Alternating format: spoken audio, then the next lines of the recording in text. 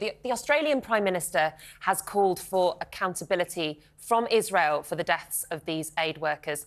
Do we expect that the UK will follow suit this morning, and will we get those answers? I think so, yeah. First of all, it's a tragedy, but I think it's extremely important that we also stress that there needs to be an investigation into this. To conclude now that it was an Israeli airstrike that killed these five people, is simply premature.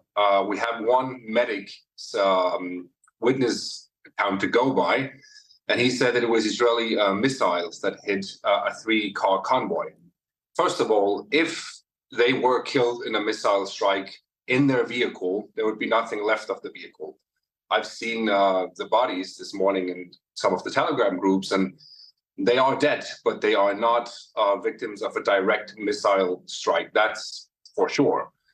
If they were killed in another strike, if it was Israel that was behind this, they need to be held accountable. Absolutely. But we cannot already conclude that this was an Israeli airstrike that killed these people.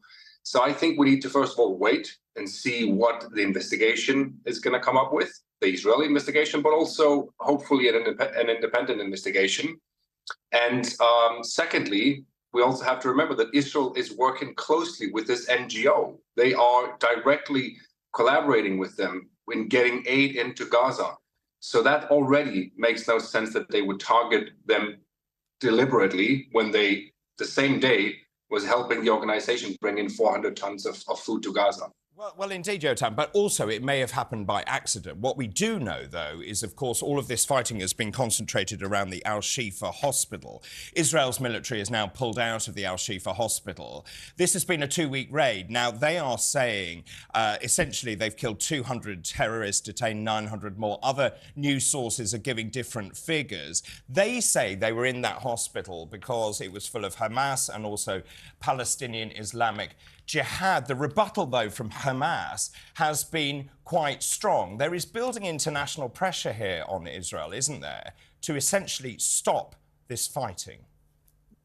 One of the issues is that Hamas speaks with 2 tongues. When it speaks in English, it says that Israel is committing atrocities and slaughtering civilians.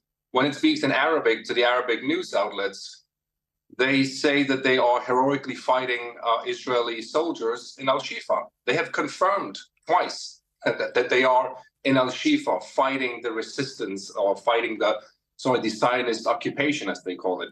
So we have to remember, again, there's no doubt that Israel was in the hospital. Israel has confirmed that over and over. But Hamas has also confirmed that they're there. So it's a crucial detail, because if you just look at the hospital and you conclude that after a military raid, the hospital is in ruins, any normal thinking person would say this is a war crime. Why are you attacking the hospital? Well, they're attacking them because Hamas and Islamic Jihad are present in there. The fact that 200 people were killed and 500 were arrested tells you everything you need to know.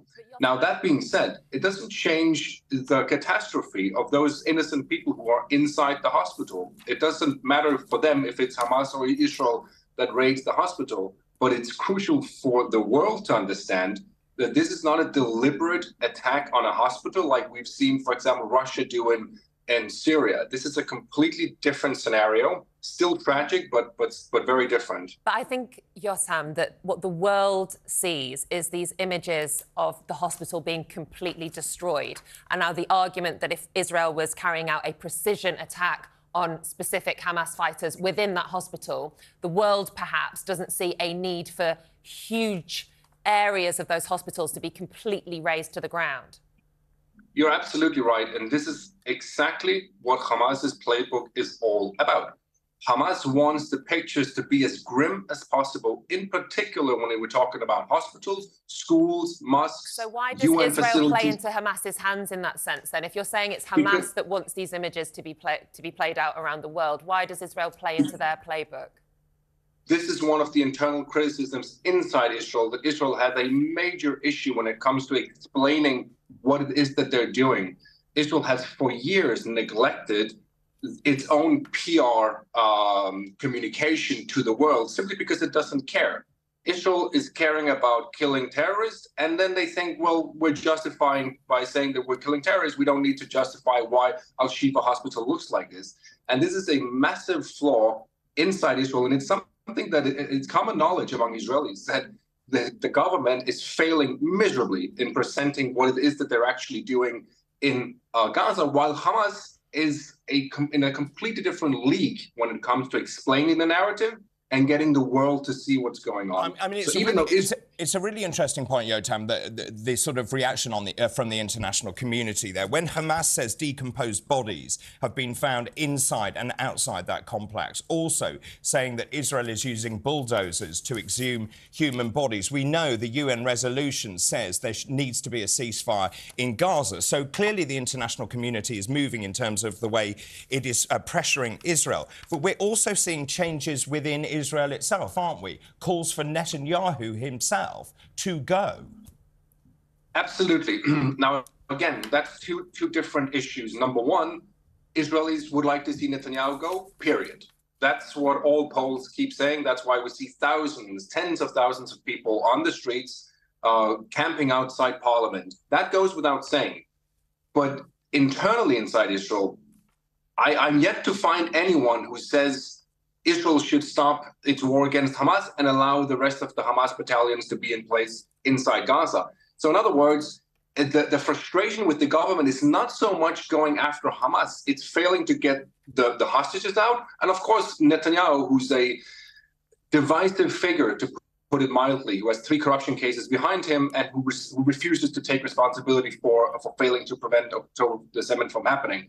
But yes, absolutely, there is internal criticism of the government. We see that every single day on the streets. And how much of this is a personal war for Netanyahu? Because this is a very precarious week this week, because this is the week where they may be pressurising Orthodox Jews into fighting.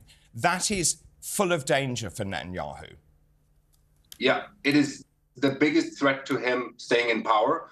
The ultra-Orthodox could pull the rug from beneath him, because they made a deal with Netanyahu when they entered his government last year. They said, you need to finally pass a law that exempts all ultra-Orthodox youth from the army forever. It has to be a solid law that forever exempts them from military draft. That failed. Netanyahu didn't deliver that. And they've stood by him for years. So they could be the ones who pull the plug and say, listen, we're not going to be with you anymore. So this is a huge threat to Netanyahu. It's a bigger threat, I would say, than the demonstrations, because the demonstrations, after all, will have to be so massive that they basically paralyze the economy for them to topple the government. But the ultra-Orthodox could pull the rug tomorrow if they wanted to. And this is a huge challenge for him right now.